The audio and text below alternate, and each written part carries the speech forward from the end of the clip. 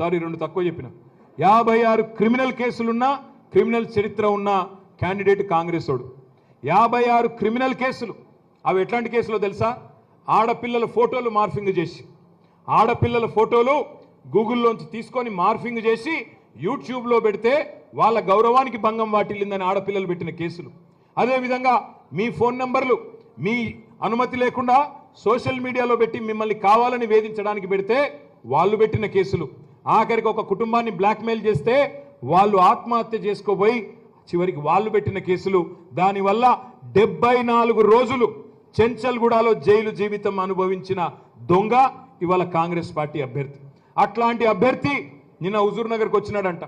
అన్నా ఉత్తమన్నా, గతంలో నిన్ను తిట్టినా, దయచేసి గతంలో తిట్టిన తిట్లన్నీ మర్చిపో, నేను బూతులు తిట్టినా, బండబూతులు తిట్టినా అన్ని మర్చిపో అని చెప్పి కాళ్ళు పట్టుకున్నాడంట. ఉత్తమ్ కుమార్ రెడ్డిది, పద్మావతి రెడ్డి గారిది. ఆయన క్షమించొచ్చుగాక, ఆయనకు ఉండొచ్చుగాక కాంప్రమైజ్ అయ్యే గుణం.